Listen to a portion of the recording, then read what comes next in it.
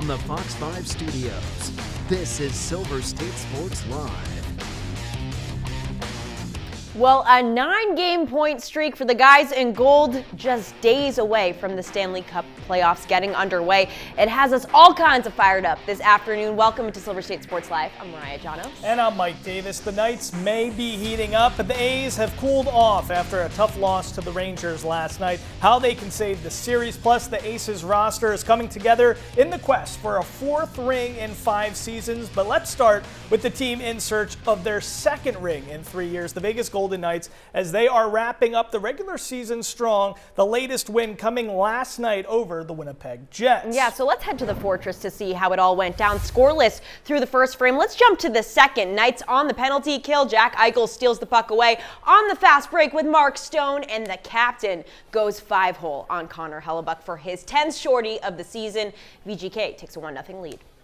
Keeping it in the second with just over a minute to go, Noah Hannafin throws it on net. Riley Smith gets his stick on it for the redirect to put the Knights up 2. And they keep it rolling in the third, and this is a thing of beauty here. Jack Eichel with the no-look back pass to Ivan Barbashev. Wow. He buries the one-timer, backdoor score just like that. It's 3-rip. The Knights would go on to pummel the Jets. 6-2 was the final, securing the Knights' 400th franchise win. Jack Eichel and Mark Stone combined for 7 points on the night, while Carter Hart held it down between the pipes with 21 saves on 23 shots. Here's Coach Tortorella after the game. I know it's a good team. And I knew it was a good team coming in. I knew it was coached well prior to me. I had some points of emphasis, probably 3 or 4 that I wanted to bring across to them. We've done that. I think they feel good about themselves.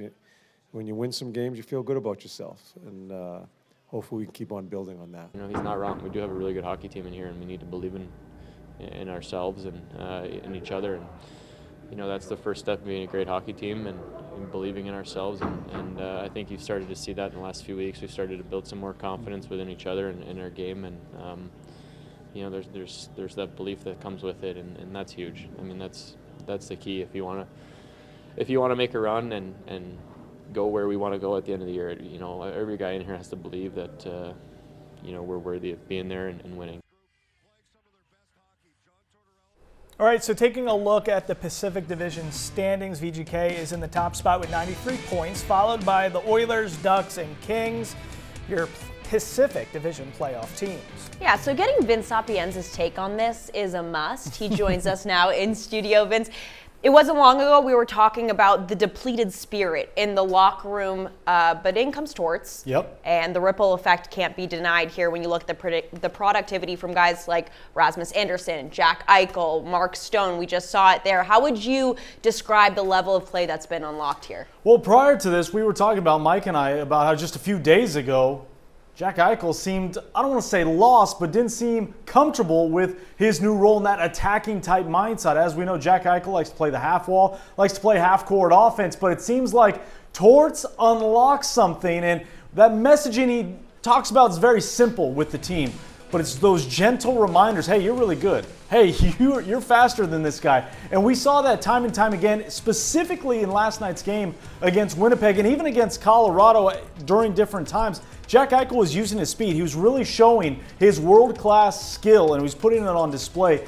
If this is the kind of version of Jack Eichel we're getting, the rest of the league is in trouble, because I was watching last night, and without hyperbole, that was 2023 Stanley Cup playoff Jack Eichel to a T. 4 points. He's now 7 career 4-point outings. That's tied for the most in franchise history. His 4th 4-point outing of the season. And again, it's been a while since he's had one of those. Goes back to earlier in the season. But guys, I got to tell you, this level of Jack Eichel makes the Vegas Golden Knights appear and be perceived quite differently. Yeah, I guess it's a bit of pick your poison, whether you want to silence Marner or Eichel for teams. But let's talk about the poison that VGK is going to have to face in the playoffs. So it's now solidified which teams out west are headed to the postseason, but the matchups have yet to be determined. Break down some of these possible matchups in round one for VGK. And, you know, who do you think Medieval Maniacs should want in an opponent? Well, okay, let's break down the scenarios. So as we know right now, Anaheim loses in any fashion tonight.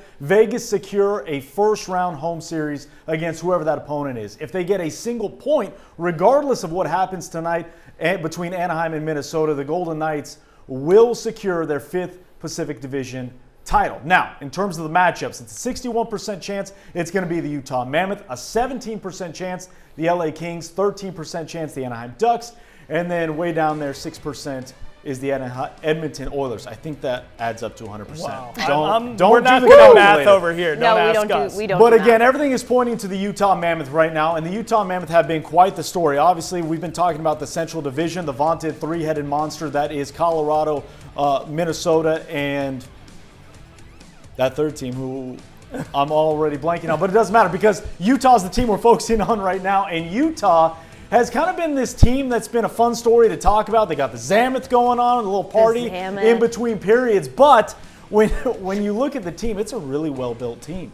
A friendly face, and Nate Schmidt is over there, a little Stanley Cup juice behind it. And it's a young team that, right, quite frankly, believes in themselves. And that is the overarching theme that John Tortorella is trying to impress upon the Golden Knights, to believe in themselves, to believe in what they are able to do. So when you look at that matchup, I think any matchup outside of Edmonton favors the Golden Knights. That Edmonton series, when you're playing Connor McDavid, the best player in the world, and likely getting Leon Draisaitl back for the Edmonton Oilers at some point in the postseason, that's a tough matchup any which way you slice it. You go back to the rivalry, the back and forth between the two. So when you look at Utah, LA, Anaheim, and then Edmonton, I would say those were pretty good pull if you're the Golden Knights, considering where they've been the last couple months. You just want the Zammoth. I really want the That's Zammoth literally all you want. so much. That's what it's about. I'm saying to you right now, if it's Utah, I will be on a Zammoth live on this program from Utah. I cannot wait for that moment. So now I'm pulling for Utah too. All right. So there's been a lot of discussion online about the disparity in division strength when you look at teams like the Panthers, who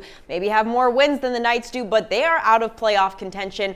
The Pacific labeled the pillow fight. What's your take on the alignment of these divisions and the impact that it has on the playoffs? Yeah, I mean, that's the give and take of every season, right? I mean, you're going to have good conferences, you're going to have bad conferences, good divisions, bad divisions. When you look at the Central Division, I mean, it's just an absolute behemoth. You're going to be a little top-heavy in comparison to everything else because when teams win, other teams have to lose. And unfortunately for the Pacific Division as a whole, that has been the case. Now, when you pair up West versus East, are there some East teams that would be better than most of the West Coast teams? Yeah, unfortunately, but that's the breaks. The breaks, that's sports. That's every professional league anywhere you go. So we can get into the argument of, do we do realignment? I don't think we're anywhere near realignment. I think the real question is, do we change the playoff format and go back to 1 versus 8, 2 versus 7, and do it that way? Because when you look at the Central Division and the way the playoff format is, you have 3 teams in the Central that are over 100 points. Yeah. One of those teams is going home in the first round, an utter failure to those fan bases. And the same can be said in the Atlantic Division as well. So, again, the breaks. You got to beat everybody if you want to get to where you want to get to. But, yes, yeah. It's a weird seeding situation. But you know what? Vince, you're the best, and we wish you can just go on a Zammoth right now. Right? Man. How about you leave us and just ride us Maybe in your mind? Ride the Zammoth off into the sunset. There it is. There you go. Yep. There you go. You Is there a leave drink you in my hand? Yeah. As well? Yeah, All right. you're glistening. You're glistening. You He look has beautiful. reached flow state, and so have we. Still to come on Silver State Sports Live, the Aces made 2 selections last night in the WNBA Draft. We're breaking down the picks and more when we return. This week on the Silver State Sports and Entertainment Network.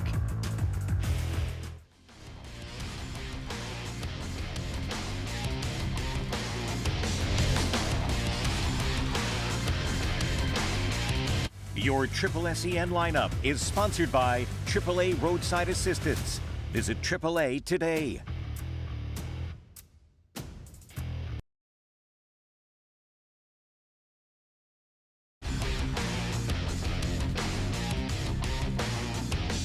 You're watching Silver State Sports Live.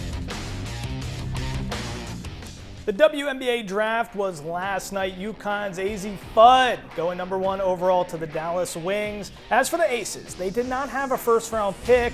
It was traded away in the Jewel Lloyd deal last offseason, but Vegas did have the 29th and 44th overall pick, selecting forward Janiah Barker out of Tennessee, followed by forward Jordan Obi from Kentucky. You know, Janiah Barker is a pro. She's a player that can do multiple things. When you look at her ability to score from the three, she's a physical player. She can play inside, very versatile. I like that she also understands that you've got to be able to defend and rebound to be successful. When you look at our draft picks with Barker, and then obviously we got Obi as well. So we're bringing in some toughness to add to the toughness that we already have. And training camp is going to be very competitive. All right, that was Aces president and GM Nikki Fargas. Mike, I know you were watching tape. You were acting as if you were Nikki Fargas this I was morning, trying to. Watching tape of these draft picks, what are your thoughts? Let me just start with this. I mean, Janiah Barker, this should have been our first-round pick. Coming out of high school, she went to Monteverde Academy, which is a powerhouse school for all high school basketball players. Coming out of high school, she was the number 3 ranked prospect in the country. She played at UCLA, she played at Texas A&M, she played at Tennessee last season, averaging almost 15 points a game. She is versatile, just like Nikki Fargas said. This player, I mean, what she can do, her potential, she's a prototypical slasher. She can shoot from the outside. She's great. She's got great skills. I mean, look what she can do with her back to the basket. She's got a pure jump shot. She reminds me a lot of Al Harrington, an old NBA basketball player who just had a great shot, but liked to get in the paint, liked to showcase a little bit of a shimmy, a slash, and get to the hole. She's going to be a really good player, and I have no clue how she ended up being drafted and sliding to the second to last pick in the second round, because she has tremendous potential, and I think Aces fans should be really excited about this pick. I believe, I don't know this for certain, Jamal from Sales may have already ordered her uniform, because she is going to be a great player on this team for years to come. No, absolutely. I mean, you just saw the tape there. She is so athletic. She moves like a guard almost. 6'4", a 6'7" wingspan. Sign me up right now. We know that Asia needs help, and the Aces have been prioritizing size this offseason, which is really cool to see. But you look at Becky Hammond's system, it really is positionless when they're entering the game. She likes a traditional post player. She likes a lot of guard play, but it's a lot of 5 out. She kind of just goes with the flow of the game and doesn't really like to set anything in stone with her players. So I think Janiah Barker would be a great addition to this roster, especially with the new pieces that they've been adding here. As for Jordan Obi, it's a weird pick because she's 6'1", plays kind of bigger than her size. She reminds me a little bit of like a Draymond Green, because even at 6'1", she's got a decent outside shot, but she likes to get in the mix down in the paint. So she plays way bigger than 6'1", as you can see, but I really don't think it's going to translate to the WNBA. It's one thing to do that in Ivy League basketball at Penn. It's another thing to do it in the WNBA. I just don't know at 6'1" if that size is going to translate to the next level. Right, and you know, this could be one of those moments with the new CBA agreement. They have that new roster spot for developmental players, for rookies, so that they can work with them before taking up any space against the cap and any roster space. So maybe that would be a good fit for her, depending on how training camp goes. So it'll be interesting to see how that all plays out. But in addition to these two bigs that the Aces drafted, they also added size through free agency yesterday, signing league vets Brianna Turner and Stephanie Talbot. So taking a look at the Aces free agency moves as a whole, they made it a priority to lock up their core. Of course, Jackie Young, Chelsea Gray, along with key role players in Jewel Lloyd, Dana Evans, Delissa Smith, Cheyenne Parker-Tyus, more size there, Kirsten Bell. While these are all very important signings, we're all wondering the big question. What about Asia Wilson? We asked Nikki Fargas about the status of the deal in the works for the 4-time MVP. Here's what she had to say. Asia Wilson is one of one. You know, we talk about her on the court, and everybody gets to see what she does on the court. We every day get to see who she is as the human being. And we're blessed and fortunate to have Asia Wilson coming back to the Aces.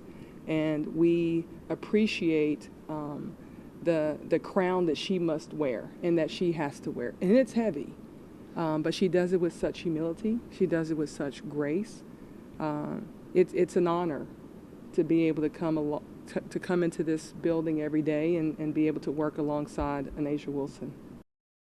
You know what they say, heavy is the crown. Yes. You know, and she wears it well, even if it's pink hair, platinum hair. She is the GOAT. She's the best player in the league. So, Mariah, it is kind of funny. We've been focusing on Jackie Young. We've been focusing on Chelsea Gray, all these other, role player signings. But what's going down with Asia Wilson? Do you think there's any chance she's going to sign something less than a super max to kind of help round out this roster? No shot. No shot? You just heard Nikki say it. She deserves to be paid. She deserves everything. She deserves beyond the supermax of $1.4 million. Like, she shouldn't just be making $300,000 more than Jackie Young. That's true. That she should be making way more than that. So I think locking in Asia has been a priority, but maybe with a deal of this magnitude, they're trying to just make sure that they've read the fine print and, dotted their I's, crossed their T's. But it will get done. I can promise you that.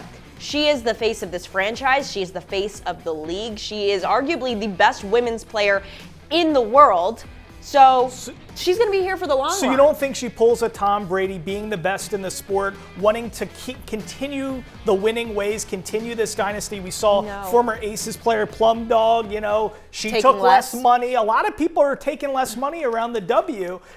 She can't follow suit with that? Well, here's the thing. Her teammates did take less money. You got players like Jewel Lloyd and Chelsea Gray and Jackie Young. And yes, Jackie got $1 million deal. Great for her. Jewel Lloyd took less. Chelsea Gray took less. When I spoke with Nikki Fargas, she said that just spoke to the character of the players around Asia that were willing to do just that so that they can pay the woman that deserves to be paid, again, beyond what the Supermax is at this point. Right. So her teammates already took care of that. And I think it was a matter of having those conversations before they offered the Supermax or signed it to see what they could maneuver and how they could make it all work. And the fact that her teammates kind of lightened that load so that Asia didn't have to make that decision and be selfless. The woman does enough. She puts the team on her back every single season. She shouldn't be taking less money, She deserves $5.4 million. Exactly. All right, moving on. There. Yes, let's make sure we lock her up. Speaking of drafts, though, the Raiders are holding their pre-draft press conference this afternoon over at Raiders headquarters in Henderson. We'll have coverage of that this afternoon on Fox 5 Las Vegas. And, of course, the NFL Draft, which is next Thursday already in Pittsburgh, PA. Producer James, pumped about that. Yes, his birthplace, so we love Pittsburgh too. An AL West showdown is on the way. The A's take on the Rangers at home, and it wasn't pretty. We've got more from Sutter Health Park next.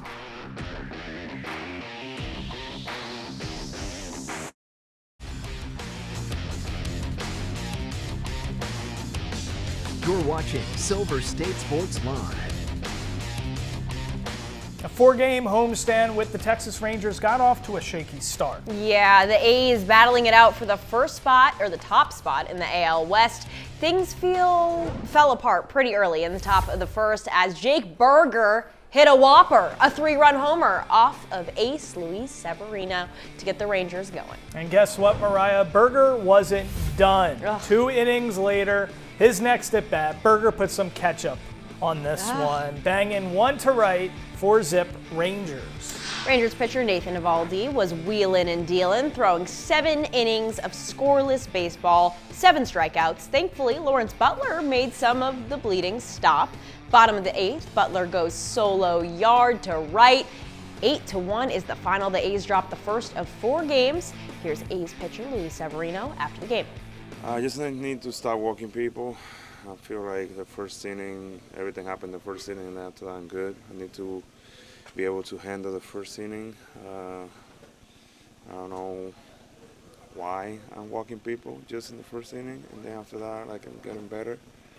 But I need to figure it out. I feel like if I do that, I'm gonna be, I gotta navigate better in the game. I gotta be deeper in the games, and it's gonna be better for us.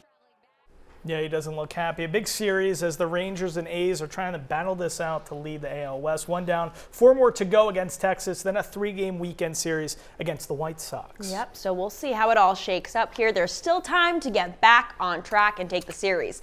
Moving on, though, we're going to go to your local newsstand for this one because you want to grab a copy of the latest Esquire magazine. Yep, Mike's ready for it. We're talking all about the cover boy, the future #1 pick. That's when Silver State Sports Live returns.